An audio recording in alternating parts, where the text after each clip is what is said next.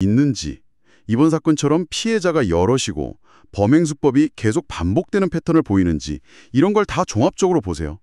만약 그렇다면 판사님은 이걸 이 사람은 상습성이 인정되거나 재범 위험성이 매우 높다, 이렇게 판단할 강력한 근거로 삼을 수 있는 거죠. 그렇군요. 법률상 누범 요건은 안 되더라도 그 반복적인 범행 패턴 자체가 판사님한테는 이 사람 개선 가능성 낮고 또 범죄 저지를 가능성 크다, 이런 신호로 읽힐 수 있고, 이게 양형, 그러니까 최종 형량 정할 때 불리하게 작용해서 결과적으로는 중형으로 이어질 수 있다는 거군요. 어떻게 보면 법률 용어는 아니지만 실질적인 효과는 뭐 비슷할 수도 있겠네요. 바로 그겁니다. 양형 과정에서는 법률에 명확히 나와 있는 가중사유, 감경사유 외에도 피고인의 범죄 전력, 범행 동기, 범행 후 태도, 피해 회복 노력했는지 여부, 재범 위험성, 정말 다양한 요소가 다 종합적으로 고려돼요. 이 사건처럼 보석 중에 동정범죄 저질렀죠. 만약 과거에도 비슷한 전과가 있다면 법률상 누범은 아닐지라도 판사님이 중형을 선택할 아주 설득력 있는 이유가 되는 셈이죠. 분석은 바로 이 현실적인 측면을 놓치지 말라고 강조하는 겁니다. 정말 법이라는 게 단순히 조항만 딱딱 대입하는 게 아니라 그 행위가 일어난 맥락, 그리고 그 사람의 과거 이력이나 태도까지 복합적으로 고려하는 상당히 인간적인 판단 과정이라는 게 와닿네요. 자, 그럼 지금까지 논의를 좀 정리해 볼까요? 첫째, 피해액 4,800만 원, 5억 안 돼서 특경법은 피했지만 일반 형법상 사기, 공갈 혐의는 남는다. 둘째, 두 혐의가 다 인정되면 경합범 가중으로 이론상 최대 15년형까지 가능하다. 셋째, 가장 결정적인 보석 중 재범, 이건 집행유예 가능성을 거의 없애고 실형 선고 가능성을 확 높인다. 양형 자체에도 매우 불리하고. 넷째, 법률상 누범은 아니지만 반복적인 범행 패턴은 판사가 재범 위험성을 높게 봐서 사실상 누범처럼 중형 선고의 근거가 될 수도 있다. 이 모든 걸 종합했을 때 이 분석 자료는 최종적으로 어떤 결과를 예측하고 있나요? 특경법은 피했지만 일반 형법 안에서도 경합범 가중 가능성이 있고, 무엇보다 보석 중 재범이라는 치명적인 요소가 실형 선고 가능성을 극도로 높입니다. 법률상 누범은 아니더라도 실질적인 재범 위험성 판단 역시 중형 선고 가능성을 높이는 요인이고요. 따라서 이 분석은 특히 천마운 씨 쪽에서 피해자들하고 합의를 한다거나 피해 금액을 갚는 등 적극적인 피해 회복 노력을 보이지 않는 한 최종 선고 형량이 단순 벌금이나 짧은 징역에 그치진 않을 거다, 이렇게 강하게 시사하고 있습니다. 구체적인 형량으로는 수년 이상의 실형, 예컨대 5년에서 10년 사이의 징역형이 선고될 가능성이 높다고 전망하고 있어요. 5년에서 10년? 와. 4,800만 원이라는 피해액만 딱 놓고 봤을 때 예상했던 것보다 훨씬 무거운 결과네요. 결국 범죄 행위 자체의 결과 못지않게 그 행위가 어떤 상황, 즉 보석 중이라는 상황에서 이루어졌는지, 그리고 범행 이후에 얼마나 진심으로 반성하고 피해를 회복하려고 노력하는지가 실제 법정에서는 형량을 결정짓는 데 아주 중요한 요소라는 걸 명확히 보여주네요. 그렇다면 마지막으로요, 만약 천마원 씨 쪽에서 지금이라도 피해자들하고 합의하고 피해 금액 변제하고 이런 적극적인 노력을 보인다면 이 예측된 형량에 좀 변화가 있을 여지는 없을까요? 물론 가능성은 있습니다.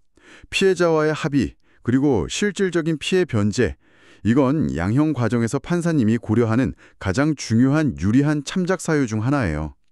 보석 중 재범이라는 게 워낙 불리한 상황이긴 하지만 진심으로 반성하고 피해 회복을 위해서 최선을 다하는 모습은 판사님이 외면하기 어렵습니다.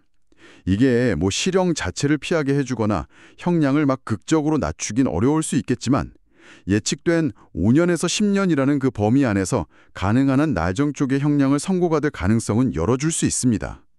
반대로 이런 노력이 전혀 없다면 분석에서 예측한 대로 형량 범위의 위쪽, 상한선에 가까운 중형이 선고될 가능성이 더 커지겠죠. 마지막까지 피고인의 노력이 형량에 영향을 미칠 수 있는 여지는 남아있군요. 자, 오늘 저희는 여러분이 보내주신 분석 자료를 통해서 천마온 사건을 둘러싼 여러 법리적 쟁점들을 아주 깊이 있게 한번 파고들어 봤습니다.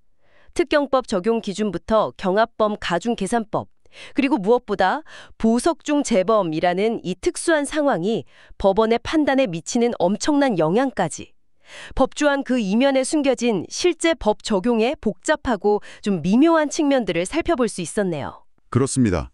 이 분석은 단순히 법전에 쓰인 글자 너머예요. 피고인의 행위가 법원의 신뢰라는 눈에 보이지 않는 가치를 어떻게 훼손하는지, 그리고 그 훼손된 신뢰와 발생한 피해를 회복하려는 노력이 법원의 최종 판단에 얼마나 중요한 변수로 작용하는지를 잘 보여주는 사례라고 생각합니다. 법은 결과만 보는 게 아니라 과정과 태도까지 평가하는 것이죠. 네. 오늘 논의를 마무리하면서 마지막으로 여러분께 이런 질문을 한번 던져보고 싶습니다. 오늘 살펴본 이야기는요, 법이 눈에 보이는 피해액, 4,800만 원 같은 객관적인 결과뿐만 아니라 눈에 잘 보이지 않는 맥락, 예를 들어 범행이 이루어진 시기, 보석 중, 행위의 반복성, 그리고 피해 회복 노력 같은 어쩌면 주관적이고 과정적인 요소들을 얼마나 중요하게 고려하는지를 보여집니다. 우리 사회의 법체계는 이처럼 다양한 가치와 요소들 사이에서 어떻게 균형점을 찾아 최종적인 정의의 무게추를 결정하는 걸까요? 이 질문에 대해 각자 한번 생각해 보시는 것도 의미 있는 시간이 될 것 같습니다. 다음에 또 흥미로운 자료로 여러분을 찾아뵙겠습니다.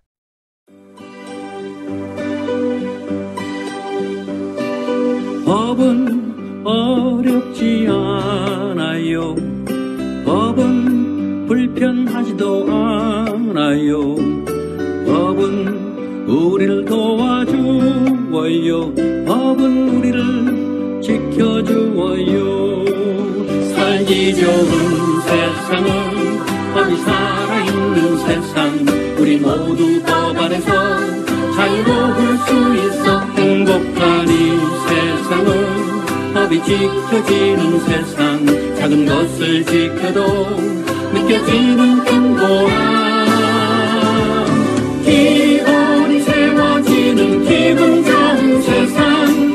기본이 지켜지는 기분 좋은 세상. 자, 이제 시작해요. 기분 좋은 기본.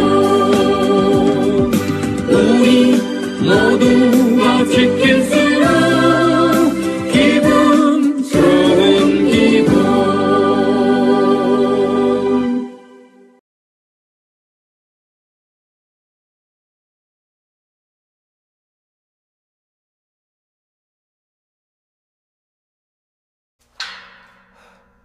살려주세요!